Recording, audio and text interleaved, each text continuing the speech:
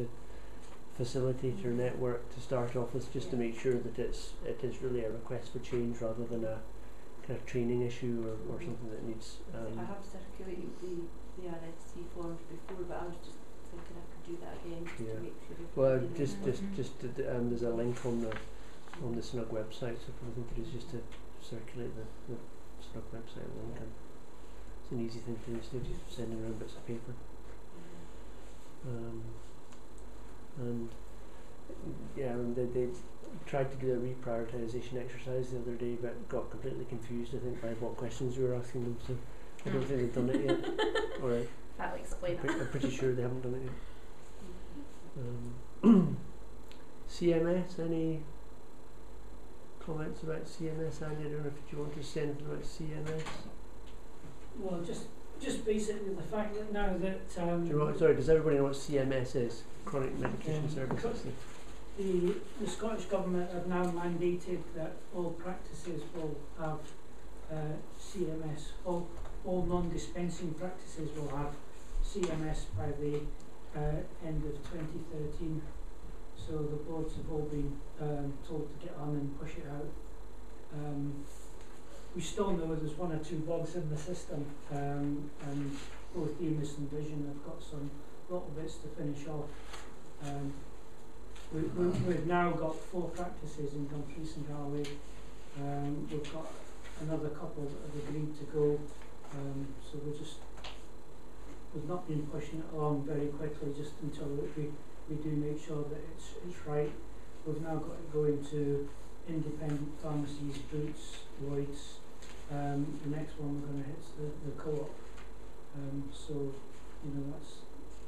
Then once we've got it all tested, then we'll be pushing it out quicker.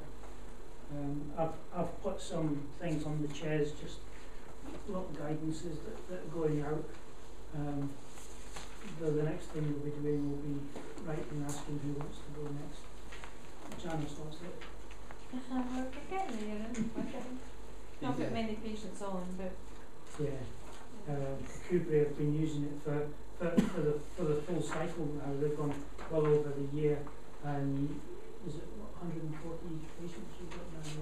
Yeah, we're just keeping them. Yes.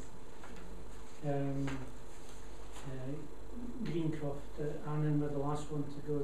They'll start getting their patients coming through tomorrow. We've got one on. Is there any control systems within it that stops the chemists ordering everything? The control is that the practices can put on what drugs they want to put on it. No, I'm referring to the chemist just ordering the whole lot for the patient and giving them the whole lot, rather than what the patients are really asking for. This is different than the problem that we've had with that chemist reordering system. The chronic medication service engages the pharmacist in a conversation with the patient about compliance, and there's compliance feedback that comes back to the practice before the next repeat prescription is issued. So, and you can either do them for 24 weeks or 48 weeks, isn't it? Yeah. So at the end of each of those periods, a report would come back to the practice about problems or issues or compliance or side effects, as far as I'm aware. And is that listed for each individual drug or for the whole lot? For each individual drug. Yeah. Oh. And the pharmacists produce a list of who they think suitable, but it's the GP that decides yes or no. Yeah. So even though we won't turn it on for each practice, you still have the right to say no, we don't have any suitable patients. Some boards are going with 2s and 3s patients just to get people turned on. The lowest we've done so far is 5 with Greencroft, but that'll change very quickly. It's because we haven't done a Lloyd's before, so we just wanted to make sure it works, and then we'll want the numbers. I mean, the likelihood is we'll probably end up doing rather more than that, because you've got to wait for 24 weeks till you find whether or not the thing's working or not. I would guess that. It takes a long time for the cycle to come all the way around. I don't think we've had too many troubles. The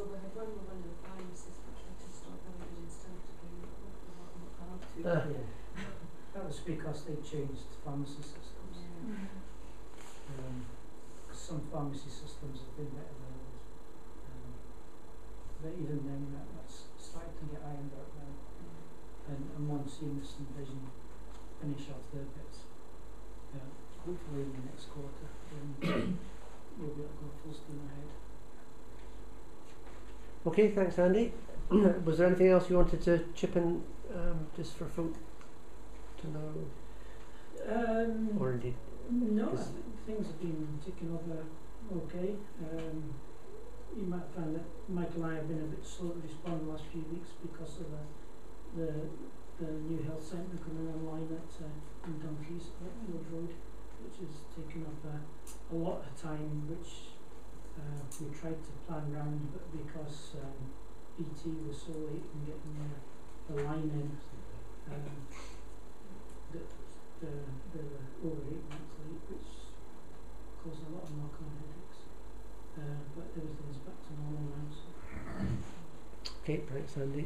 Aileen, was there anything else you wanted to? Or have you done enough? No, I think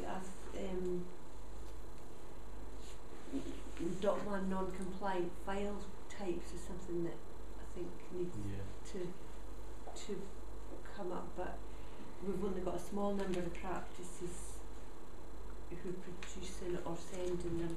Right. Because I could kind of tell you the background to that is when records are exported in Docman and they get to PSD, some of the things have been saved in a way that they can't be opened when they get to the new practice. So what currently happens is PSD log call with Microtech, and Microtech fix and resave these particular documents so that they can go on and reopen. Unfortunately, the practices that have produced the non-acceptable file types are never informed at that time. So I've kind of raised with PSD the fact that if we don't tell practices that they're sending something that's not opening, they're not going to know.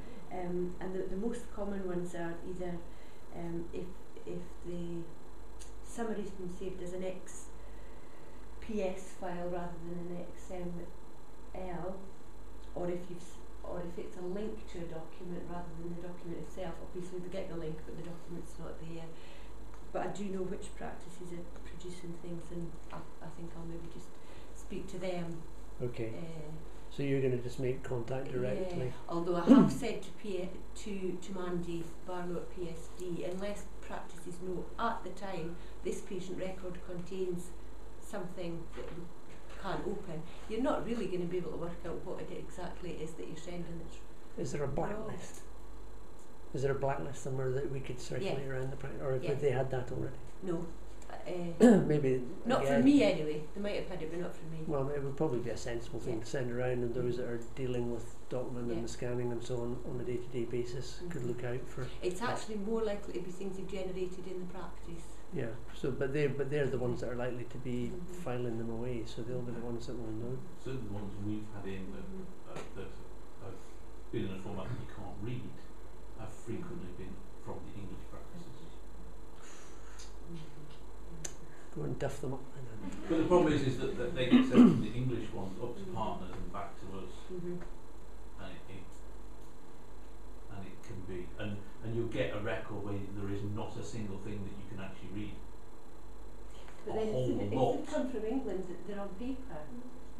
No, they get transferred into and they come back. No. Records from England. No. Yeah, the electronic record.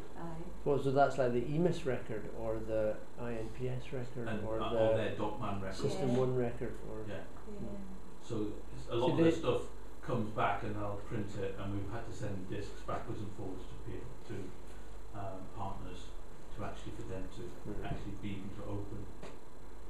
And even when they printed it out back with blank. Okay. Maybe that's something you need to have a specific look at. So just so that it's not a surprise to you. Okay. Thanks, Aileen. That's great. I think you've probably all done enough. Numb bums and chittering because it's still not very warm in here. Fiona, thank you very much for trailing all the way here and having to face a trail all the way home.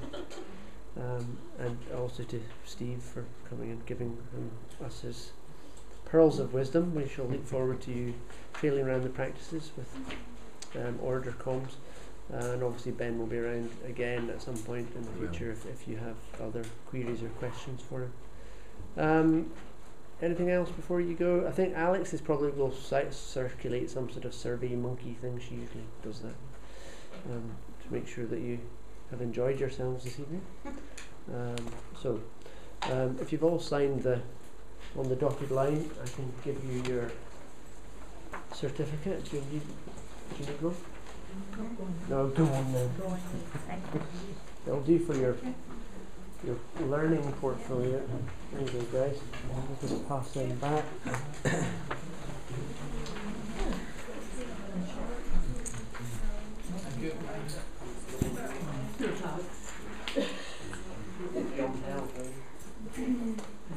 Right. Safe home, everybody.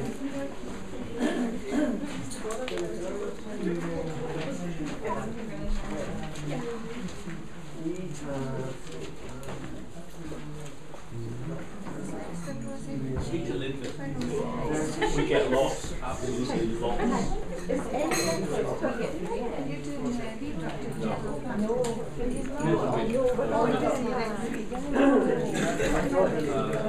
We didn't get the maybe was it back in the Scottish coming up with this. Right,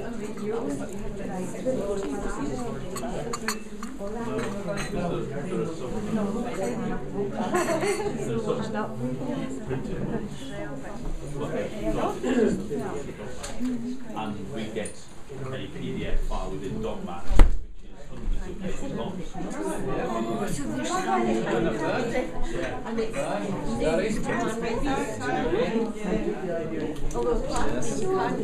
Good stuff.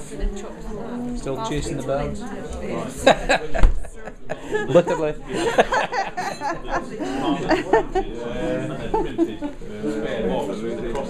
I tell them I'm asking them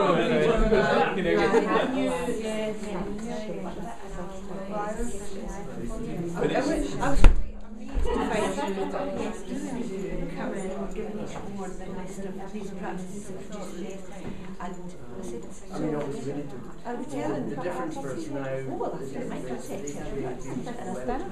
No, we do it. Unless he says at the time, I would say very quickly.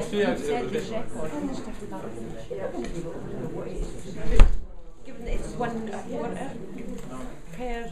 I wouldn't know it. No, you're not. We're not one of those. No, you're not. Our biggest issue is